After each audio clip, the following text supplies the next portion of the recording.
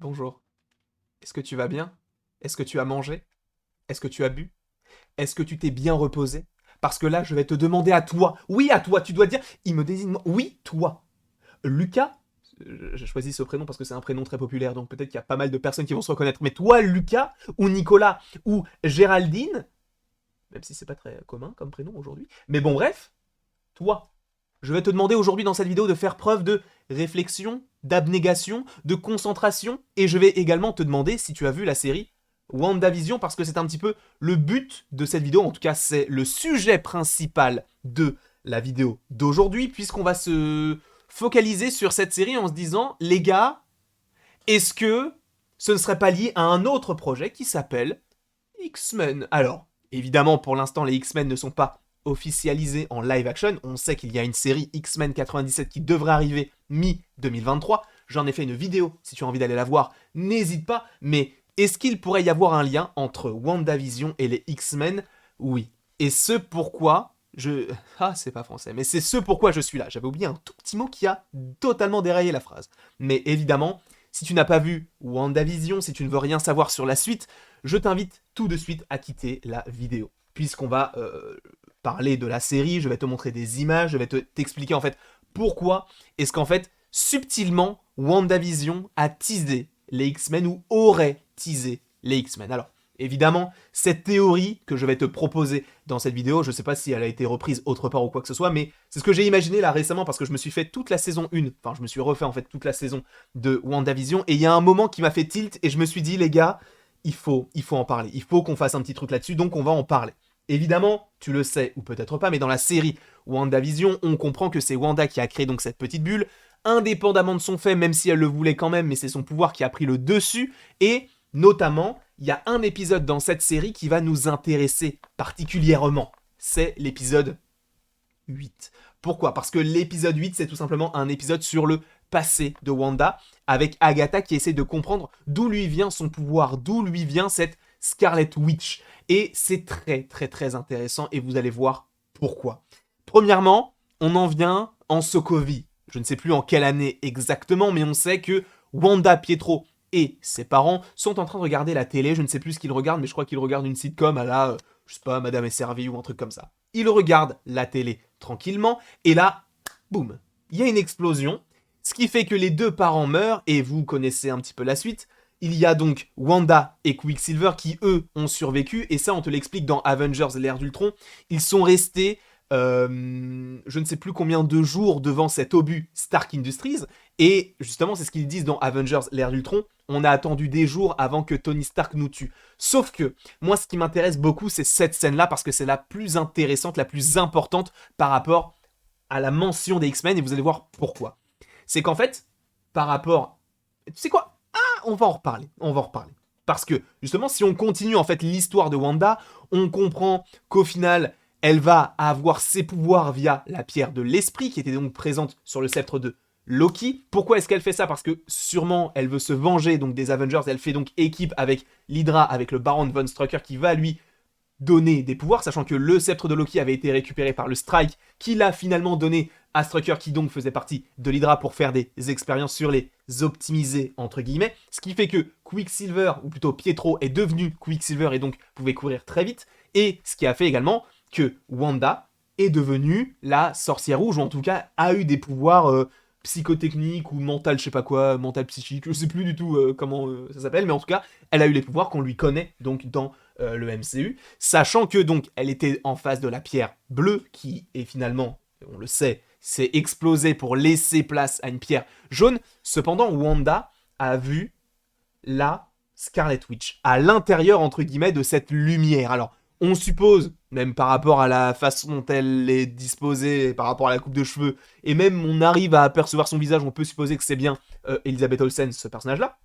Donc, en fait, c'est son destin. Et là où, en fait, c'est classique, c'est que son pouvoir, elle l'a acquis via la pierre de l'esprit. Sauf que, et ça on y revient par rapport à cette scène-là, peut-être pas.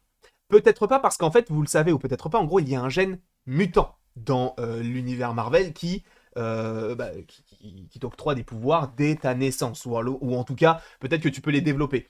on peut les développer notamment par rapport à Deadpool, où justement ils disent que tout le monde a un gène mutant, il faut juste essayer de comprendre quel est notre pouvoir. Et justement, c'est ce que fait, je ne sais plus comment il s'appelle, je crois qu'il s'appelle Francis dans Deadpool, c'est qu'il fait en sorte que le pouvoir se développe, d'où le fait que Deadpool devient chauve. Non, Deadpool devient chauve en fait parce qu'il a le cancer, je crois. Mais en gros, sa peau se creuse et tout parce que justement, ils ont fait en sorte que le pouvoir se développe, quitte à le rapprocher le plus proche, enfin le mettre le plus proche de la mort.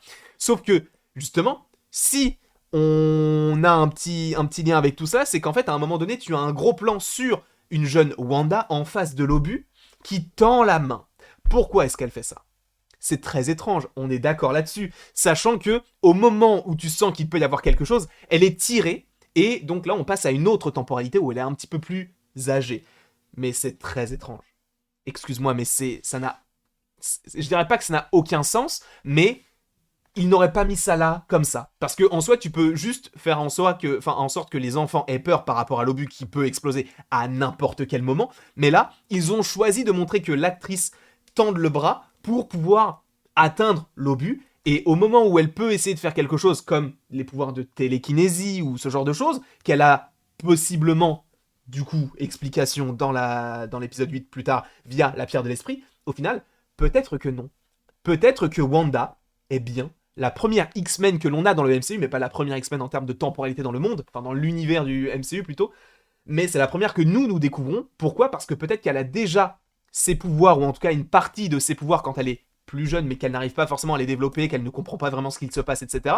Cependant, peut-être qu'en fait, la pierre de l'esprit a tout simplement aidé Wanda à développer tout son potentiel, d'où le fait qu'elle voit la Scarlet Witch, quelque chose qui était déjà en elle, mais que la pierre de l'esprit a tout simplement réveillé. C'est très étrange, mais ça peut être totalement possible et cela pourrait conduire à l'arrivée des X-Men, sachant que l'on sait que, il y a des rumeurs qui parlent donc de Black Panther Wakanda Forever, dans lequel on pourrait avoir Namor, le prince des mers, qui n'est autre qu'un mutant. Donc, t'as Namor qui pourrait arriver, qui est un mutant dans les comics. Tu as Wanda qui, dans les comics, est également une mutante, puisque c'est pas juste dans le MCU, ils vont adapter ça et tout. C'est que dans les comics, elle est mutante. Alors à voir les différents arcs, mais dans les comics, c'est une mutante, et dans certains comics, dans une certaine temporalité, dans une certaine réalité, elle est même la fille de Magneto.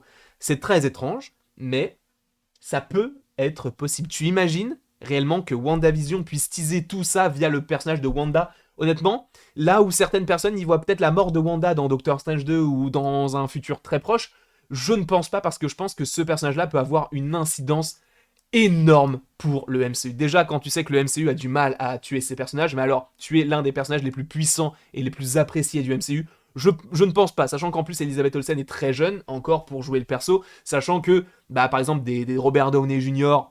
Ou encore des Paul Bettany, bon, Paul Bettany il est toujours là, mais Robert Downey Jr., lui, il est parti quand il avait, je sais pas, 50, 55 ans, je ne sais même plus. Là, Elizabeth Olsen, elle a quoi? 32, 33, peut-être un petit peu plus.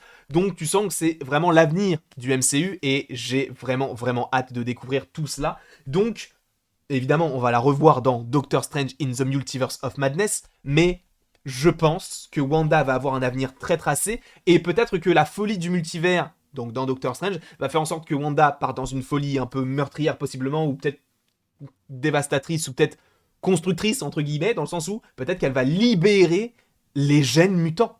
Peut-être qu'ils sont enfouis dans plusieurs persos, hein. On pense par exemple à, je sais pas, peut-être Miss Marvel, admettons, c'est très étrange, c'est très très étrange. Mais pourquoi pas que Miss Marvel en soi ne soit pas une inhumaine, mais peut-être une mutante de base, et que du coup, cette explosion entre guillemets de force de Wanda qui a créé possiblement les mutants, en tout cas qui les a révélés au grand jour, peut-être que ça se fera dans ce sens-là, peut-être que pas du tout.